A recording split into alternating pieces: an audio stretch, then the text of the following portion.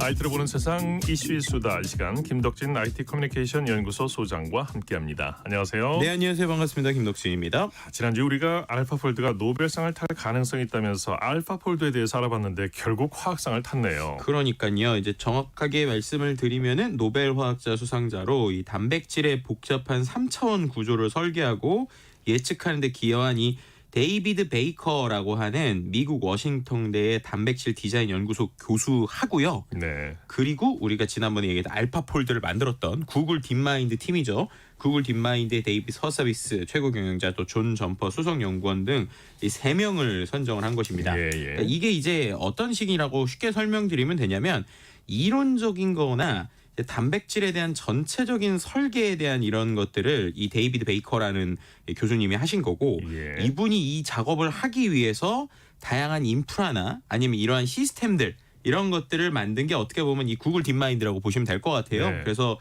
구글 딥마인드가 이제 우리가 알파고로 상당히 유명했었고, 이런 알파고 같은 여러 가지 AI를 이제 만들어내는 기술을 가지고 인간의 단백질을 연구한 것이고요. 그래서 이걸 가지고 결국에는 단백질 구조에 대한 예측률을, 원래는 이 알파폴드가 있기 전까지는 한 30에서 40% 정도가 인간의 단백질 구조 예측하는 최고 비율이었어요. 그랬는데 이 알파폴드가 등장하고 나서 예측률이 60%까지 올라갔고요. 말씀드렸던 이 알파폴드를 활용을 해서 이거에서 이제 존 점퍼라고 하는 이 구글 딥마인드의 이제 연구원이 알파폴드 2를 만들었는데, 이 2가 이제 90%가 넘는 예측률을 기록했었습니다. 이 알파폴드를 활용해서 아까 말씀드린 공동수상자 베이커가 로제타 폴드라는 걸 만들었거든요. 그러니까 어떻게 보면은 이 연구자와 그리고 그 도구를 만든 그 팀이 AI에서 이제 화학상을 탔다라고 말씀드릴 수 있을 것 같습니다. 자, 그런데 알파폴드뿐만이 아닙니다. 올해 노벨 물리학상도 AI 차지였죠. 그러니까요. 이게 오히려 이제 저는 상당히 더 놀랍고 의미 있다고 생각하는 내용이었는데요. 이 노벨 물리학상에 이제 우리가 말하는 이 인공지능에서 머신러닝이라고 하는 분야가 있어요. 그래서 머신러닝의 기초를 확립하는데 공로를 세운 이 존 호필드 그리고 제프리 힌턴이라고 하는 이 2명의 교수님이 이제 선정이 된 것입니다. 우리 이제 존 호필드 교수님은 91살이시고요. 제프리 힌턴 교수님도 이제 76살, 76살이신데, 이 2명은 특히나 이제 제프리 힌턴 같은 경우 있다고 얘기할 거지만 이 인공신경망이나 이 AI의 아버지라고 불릴 정도로 정말 이 AI 분야를 정말 갈고 닦으신 분이라고 할 수 있어요. 이 2분이 이번에 이제 노벨 물리학상을 받으신 거고요. 이 노벨 위원회가 이들이 이제 인공신경망을 이용한 머신러닝을 가능케 하는 기반 발견 또 발명에 대한 관련 공로를 세운 점을 높이 평가했다라고 하면서 이번에 물리학상을 주게 되었습니다. 네. 자, 노벨 물리학상의 주인공을 만나보기 전에 몇 가지 기본적인 것부터 알아보죠. AI가 뭔지 다시 한번 설명해 주시죠. AI 참 정의 내리기 어렵기도 하고 복잡하기도 하고 또 쉽게 보면 단순한데, 인공지능이니까 그냥 쉽게 말하면 기계가 인간처럼 사고하고 학습하면서 문제를 해결할 수 있도록 설계된 기술이죠. 더 쉽게 표현하면 컴퓨터가 인간처럼 생각하고 행동하고 훈련하는 기술이라고 보시면 될 것 같아요. 그래서 이제 보통 AI를 여러 가지로 보지만 크게 약한 AI, 뭐 강한 AI, 그래서 weak AI, strong AI 이렇게 얘기도 하거든요. 약한 AI는 딱 특정 업무만 하는 거예요. 예를 들면 우리가 알파고 같은 경우는 바둑 두는 거잖아요. 바둑을 잘 두는데 장기는 못 둬요. 그럼 얘는 이제 약한 AI인 거예요. 쉽게 말해서 한 가지만 잘하는 거. 그런데 이제 강한 AI라고 하는 게 이제 우리가 궁극적으로 얘기하는 일반 인공지능에 대한 방향성인데, 쉽게 말하면 바둑 잘 두는 애가 장기도 두고 게임도 두고 대화도 하고 모두 다 하는 이런 이제 궁극적으로 우리가 바라보는 이제 AI가 이른바 스트롱 AI, 요즘에 일반 인공지능이라고 표현하는데요. 이제 챗GPT 같은 녀석들이 이런 좀 우리가 말하는 다 잘하는 이 강한 AI로 이제 가는 거 아니냐라고 하는 게 요즘에 이제 어떤 방식, 이제 방향이라고 보시면 될 것 같고요. AI가 작동하는 방법에 대해서도 그냥 쉽게 설명드리면, 어쨌든 얘는 데이터를 받아서 학습을 하고 그 학습한 데이터에서 패턴을 찾아서 새로운 문제를 계속 푸는 거거든요. 이 방식 안에 우리가 아까 얘기했던 머신러닝이나 딥러닝 이런 기술들이 있는 거라, 인공지능이라고 하는 게 이제 어떻게 보면 인간을 흉내낸 거다. 근데 그 방법론들이 다양해지고 있다라고 보시면 될 것 같습니다. AI가 언제 처음 어떤 형태로 등장했나요? 이 역사가요. 이제 뭐 최근에 딥러닝 얘기 나오니까 최근 건가라고 보실 수 있는데, 어떻게 보면 좀 생각보다 오래됐어요. AI라는 게 1956년도에 네. 처음으로 다트머스 학회라는 데서 정의가 됐습니다. 네. 원래 이제 이 인공지능과 관련된 거는 이제 1950년대 이제 세계 2차 대전 있을 때 그때 이제 우리가 튜링 테스트라는 걸 만든 앨런 튜링이라는 사람이 있거든요. 근데 그 사람이 독일군의 암호를 푸는 기계를 만든 것을 통해서 인공지능이라고 하는 이런 것들이 이제 사람들에게 관심을 받기 시작을 했는데 이게 이제 공식적인 용어가 된 거는 1956년도입니다. 네. 이제 그때에 어떻게 보면 과학자들이 기계가 인간처럼 학습하고 문제를 해결할 수 있다라는 개념을 정의한 거예요. 네. 근데 그때는 이제 상당히 단순했죠. 뭐 예를 들면은 1956년도에 로직 시어리스트라는 게 있었는데 이게 이제 단순한 수학 문제나 논리적 문제를 풀 수 있는 녀석이었거든요. 근데 네네. 그때로는 상당히 놀라웠지만 오늘날에 보면 되게 이제 제한적인 기능만 하는 것이죠. 네. 그 이후에 계속적으로 발전이 됐는데 뭐 예를 들면 지금 챗GPT랑 비슷한 형태가 1964년에 엘리자라는 녀석이 있었어요. 예, 근데 이 녀석은 이제 대화를 하는 AI이긴 했는데 간단한 입력에 따라서 대화를 했거든요. 그런데 네. 이게 이제 어떻게 보면 정신과 상담 프로그램처럼 설계돼서 기본적인 대화를 했지만 대화 내용 자체가 딱 정해진 몇 가지 규칙만 하는 거였습니다. 예, 그러니까 예. 지금처럼 여러 가지를 못 하는 거였죠. 그렇게 그때는 어떻게 보면 데이터도 좀 없었고 컴퓨터라는 것 자체의 성능도 많이 떨어지다 보니까 AI에 대한 이론적인 내용들은 1950년대에 이미 다 나왔는데 네. 이게 이제 실제적으로 구동이 안 되는 거예요. 네. 그래서 진전을 못 이루다가 한 2000년대 후반부터 컴퓨터의 성능이 엄청나게 좋아지고 관련된 기술과 이론이 나오면서 지금과 같은 강력한 뭐 머신러닝이나 딥러닝 기술까지 오게 됐다 이렇게 말씀드릴 수 있을 것 같습니다. 예. 이번에 노벨 물리학상 수상자가 AI의 아버지라고 불리는 분이라고요. 네, 이번에 이제 두 분이 받으셨는데 그 중에서 제프리 힌튼이라고 이제 하는 분이 계세요. 근데 이분을 AI의 아버지라고 부릅니다. 왜냐하면 특히나 딥러닝의 선구자라고 볼 수 있을 것 같은데 네. 현대 이 AI 기술의 기반을 세운 장본인이라고 말씀드릴 수 있을 것 같아요. 이따가도 계속 설명드릴 거지만 일단은 이 제프리 힌튼이라는 분이 우리가 말하는 인공신경망 그리고 딥러닝 연구에 핵심적인 기여를 했습니다. 특히나 언제 관심을 많이 가졌냐면 2012년에 전 세계적으로 이미지 인식 대회라는 걸 했거든요. 네. 근데 그때 이 제프리 힌튼이라는 분의 팀이 만든 딥러닝 모델이 다른 팀들과는 정말 비교가 안 될 정도의 압도적인 성과를 보여줬어요. 네네. 그러다 보니까 인공지능과 관련된 방법론을 이제 이론적으로만 있던 딥러닝이라고 하는 걸 쓰면 되겠구나라는 생각을 하게 됐고요. 예. 그 이후로 구글이나 페이스북 같은 빅테크 기업들이 이 딥러닝을 차용하게 됩니다. 그래서 예. 그때부터 우리가 말하는 대부분의 인공지능들이 다 이 딥러닝 기반으로 돌아가게 돼요. 그래서 네. 그런 것들을 이제 만든 어떻게 보면은 이제 아버지 같은 분이다 이렇게 말씀드릴 수 있는 것이죠. 네. 제프리 힌튼 교수가 꺼져가는 AI 빙하기를 살려냈다고 하던데 이건 또 무슨 얘기입니까? 제가 아버지라고 불린 이유가 뭐냐면요. 실은 이분이 1, 2년 그 AI 연구하신 게 아니에요. 거의 예. 뭐 1970년, 80년대부터 이제 계속 연구를 하셨거든요.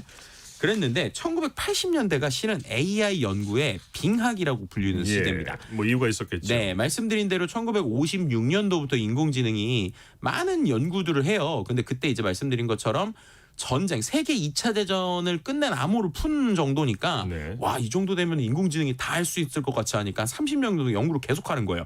그런데 생각보다 결과가 안 나오는 거예요. 예. 아까 말씀드린 대로 이론적인 건 나왔는데 컴퓨터가 아직 안 되고 데이터가 안 되니까 그거에 대해서 야 이거 안 될 것 같은데라고 했었던 이른바 이제 AI의 겨울, 뭐 빙하기라는 게 네네. 있었습니다.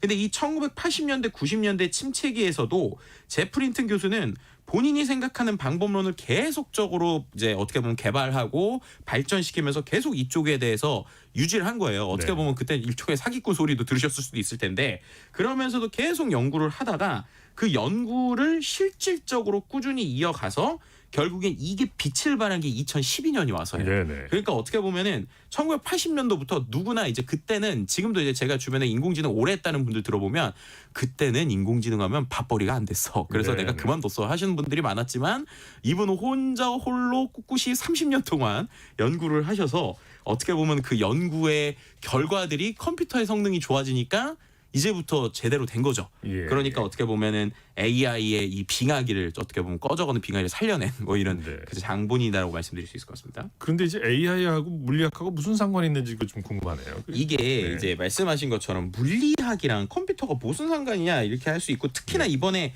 이 상을 공동으로 받으신 두 사람 모두 다요 정통 물리학파는 아니에요. 예. 제프린튼 교수는 컴퓨터 과학자고 인지심리학자고요. 호필더 교수 같은 경우는 물리학도 하지만 생물학도 했던 연구자거든요. 네. 근데 이 두 사람이 어떻게 노벨 물리학상을 탔느냐? 이들의 연구 성과, 그러니까 AI에 대한 연구 성과가요. 실은 물리학에 대한 기초가 있었기 때문이에요. 예. 왜냐? 이 딥러닝이라고 하는 거 이따가 조금 더 설명드릴 건데 딥러닝이라는 게 신경망의 개념이 들어가거든요. 근데 그 신경망이 뭐냐? 인간의 뇌 있잖아요. 예. 인간의 세포.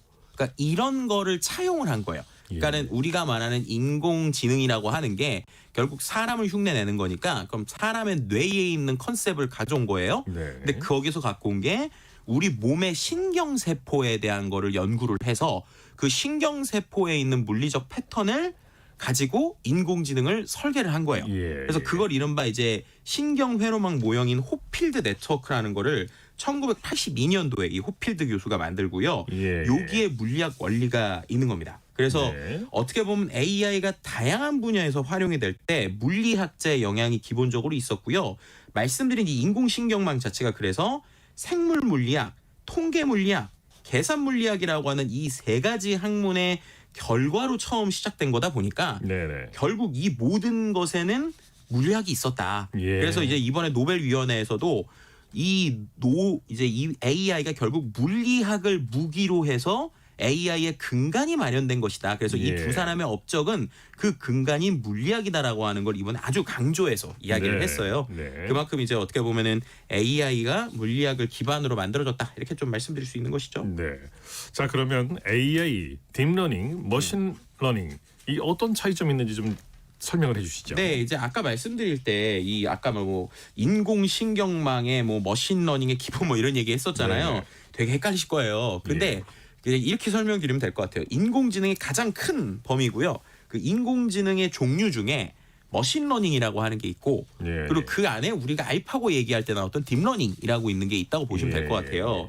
인공지능은 정말로 인간을 흉내내는 모든 기술, 컴퓨터의 기술들을 다 그냥 다 인공지능이라고 통칭을 해요. 근데 그 중에서 머신러닝은 뭐냐? 머신이 러닝, 학습한다는 거예요. 우리가 러닝머신 헷갈리시는 분들 절대 그런 거 아니고요. 네네. 머신러닝은 쉽게 말해서 컴퓨터가 스스로 데이터를 학습하고 패턴을 찾고 예측을 하는 겁니다. 네. 그러니까는 기존의 방식은 사람이 모든 규칙을 줬어야 됐어요. 예를 들면 2 더하기 3은 5야. 4 더하기 2는 6이야. 이런 식으로 규칙을 다 줬는데 머신러닝부터는 어떻게 하는 거냐면 얘가 그냥 데이터를 계속 반복적으로 학습을 하는 거예요. 네. 그러다 보면 이런 규칙이 있네? 라고 하는 걸 스스로 좀 찾기 시작을 하는 겁니다. 예를 들면 대표적으로 말씀드릴 수 있는 게 우리가 이메일에서 스팸 메일이라는 게 있잖아요. 네네. 스팸 메일. 스팸 메일은 어떻게 쓴 게 스팸 메일일까요? 어떤 게 스팸 메일이죠? 그게 애매하잖아요. 그죠? 예를 들면 사람한테 네. 스팸 메일을 정의해봐라. 그러면 우리가 오는 메일 중에 이건 스팸 메일이야, 이건 스팸 메일이 아니야 라는 걸 모르죠. 정의하려면 어렵죠. 네. 그래서 그게 지금까지 한계였던 거예요. 왜냐하면 인공지능을 학습을 시키려면 네. 사람이 규칙을 줘야 되는데 사람도 어떨 때는 이걸 규칙을 주기가 애매한 거예요. 스스로 분석한다 이거죠, 그러니까. 그렇죠. 그래서 머신러닝이 뭐 하는 거냐면 얘한테 그냥 메일을 다 주는 거예요. 그리고 우리가 그냥 대표적으로 몇 개를 이런 게 스팸 메일이다라고 골라주는 거예요. 그럼 그 다음에 AI가 수많은 데이터를 학습을 하면서 그럼 이런 건 스팸 메일이에요? 아니에요? 물어보는 거예요. 그럼 그 안에서 사람이 마지막으로 결정을 해주는 거예요. 이게 스팸 메일이야 라고 결정해주면 그게 머신러닝이고요. 네네. 딥러닝은 한 단계 더 갑니다. 뭐냐면 얘가 스스로 학습을 해서 아까 말씀드린 대로 판단하는 걸 원래 사람이 좀 레이블링이라고 하거든요. 사람이 체크를 해줬어야 됐는데 딥러닝은 그것도 이제 사람이 체크를 안 해도 되는 거예요. 그냥 지가 알아서 데이터를 보고 학습을 한 다음에 거기서 결과를 내는 겁니다. 네. 그럼 그거에 대해서 우리가 맞다 틀리다를 얘기하는 게 아니라 얘가 어느 정도의 내용이 이게 제대로 학습이 됐는지 안 됐는지를 보면 만약에 얘가 우리가 원하지 않는 정답을 주잖아요. 그럼 인간으로 비유하면 뭐냐면 답을 고쳐주는 게 아니라 뇌의 구조를 바꿔주는 거예요. 뇌의 구조를. 그래서 하드웨어를 바꿔버린다 이거죠. 그죠. 그러니까 정확하게 말하면 뇌가 있는 이 세포의 구조들을 사람이 직접 바꿀 수 있다고 생각해 보시면 돼요. 그럼 세포를 바꾸는데 결과가 어떻게 나올지는 몰라요. 그런데 세포를 조정하는 것으로서 결과를 바꿀 수 있다. 이 컨셉을 만든 게 아까 말씀드린 제프리 힌튼 교수인 거예요. 그래서 인공지능이라고 하는 게 결국에는 인간의 신경을 가지고 디자인을 해서 만들었는데 그 결과가 잘 안 나오면 이걸 어떡하지? 그랬더니 야, 이거에 사람하고 다르게 우리는 뇌의 구조를 조절할 수 있는 거야. 그리고 이런 방법들이 있어, 규칙들이 있어 라고 하는 걸 만든 게 이 두 분, 아까 말씀드렸던 이번에 물리학상을 받았던 이 두 사람의 역할이었다. 그래서 이 부분에서 인공지능과 딥러닝과 머신러닝이라고 했을 때 인공지능은 가장 큰 범위인데 거기에서 머신러닝은 조금 패턴을 AI가 스스로 학습을 하는데 답을 주는 건 사람이 조금 수정을 해줘야 되는 거고 딥러닝은 아예 답까지 하는데 마음에 안 드는 답이 나오면 제가 아예 뇌구조를 바꿔버리는 이런 형태라고 좀 설명을 드리면 좋을 것 같습니다. 그러니까 저 AI는 가장 광범위한 개념이고 머신러닝과 딥러닝을 모두 포함하는 그런 개념이고 그렇죠. 딥러닝은 머신러닝보다 한 단계 업그레이드된 그 가장 큰 범위가 인공지능이고 그 안에 머신러닝이 있고 머신러닝의 방법 중에 딥러닝이 있는 거죠.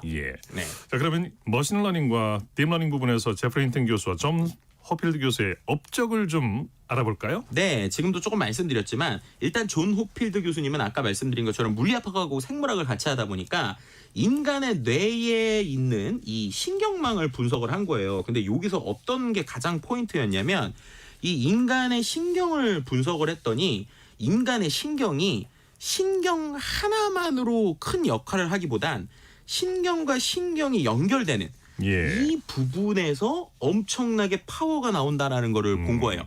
그래서 어떻게 됐느냐? 야, 이 뉴런들 사이에, 그러니까 이 신경 뉴런들 사이에 상호작용, 그러니까 왔다 갔다 하는 게 계속 많아질수록 연결이 강해지고 학습과 기억이 만들어진다는 거를 우리의 그 생물학적 관점에서 본 거예요. 그러면 컴퓨터도 기존에 있는 데이터를 그냥 쭉 정리하는 게 아니라 인간의 뇌가 있는 것처럼 수많은 신경세포를 만들고 그 세포들이 인간의 뇌처럼 연결돼 있게 하고 그걸 계속 주고받고 하다 보면 인간이 여러 곳에 기억이 배치돼서 그걸 통해서 우리가 뭔가 이거 뭐지? 하다가 떠올리는 것처럼 그렇게 될 수 있는 거 아니야? 라고 하는 구조를 만든 게 그게 이제 아까 말씀드린 호필드 교수님이 한 겁니다. 그래서 이걸 이른바 호필드 네트워크라고 표현을 해요. 근데 이 호필드 네트워크가 있다 보니까 뭐냐면 우리가 이 유사한 패턴들이 있으면 그 안에서 뭔가 떠오르는 것들. 그럼 예를 들면 우리가 뭔가 머릿속에서 기억을 했다가 이거 뭐지 하다가 잘 생각 안 나다가 막 생각하면 떠올릴 때 있잖아요. 그게 어떻게 보면 그 뉴런들이 같이 연결돼서 딱 적용을 하는 거거든요. 그런 것처럼 이 딥러닝도 수많은 데이터가 분산돼 있다가 이거를 이게 뭐지 하다가 이제 떠올리는. 그럼 그게 뇌로 보면 어떤 거냐면 우리 머릿속에 사진이 있으면 사진을 우리가 일부 기억하는데 일부 기억 못할 수 있잖아요. 근데 이게 뭐지 하다가 사진 전체를 기억할 수 있잖아요. 그런 게 AI에서 사진의 화질을 높이는 거에 쓰이는 거예요. 혹은 음질이 내가 뭐지 모르겠어요. 그러다가 제가 생각하다 보면 내 머릿속에 나도 모르게 음악이 들릴 때가 있잖아요. 그런 것처럼 음질이 또렷하지 않은 거를 이런 기법을 쓰면 또렷하게 만들 수 있는 겁니다. 그래서 이런 기법에서 어떻게 보면은 패턴을 매칭할 때 인간의 뇌가 가지고 있는 특징을 똑같이 컴퓨터에 적용을 했더니 된다라는 거예요. 그래서 이게 이제 어떻게 보면은 호필드 교수님의 그 업적인데요. 근데 여기서 한계가 있었어요. 어떤 한계가 있었느냐? 패턴을 매칭하는 건 가능한데 새로운 정보를 포함하는 게 안 됐던 거예요. 새로운 거. 왜냐하면 인간의 뇌는 그때그때 기억을 끌어올리는 것도 있지만 또 계속 정보를 수집을 하잖아요. 그러니까 정보를 수집을 하는 거를 어떻게 학습할 수 있느냐? 이거를 이제 제프리 힌튼 교수님이 어떻게 한 거냐면 아까 지금 얘기한 호필드 네트워크에서 조금 더 업그레이드된 이제 모델을 만든 겁니다. 이 모델을 만든 게 결국엔 지금의 모든 시스템의 아주 중요한 포인트라고 보실 수 있을 것 같은데 제프리 힌튼 교수가 1970년도부터 이런 대학원생 시절부터 이 신경망 연구를 했거든요. 그러다가 아까 말씀드린 것처럼 이제 85년 이후에 이제 본인이 가지고 있는 아이디어를 추가적으로 만든 겁니다. 근데 여기서의 핵심은 뭐냐면 이 아까 말씀드린 이 뇌의 구조에서 지금은 이 뇌에 있는 이 세포들을 그냥 이렇게 하나하나를 연결만 한 거잖아요.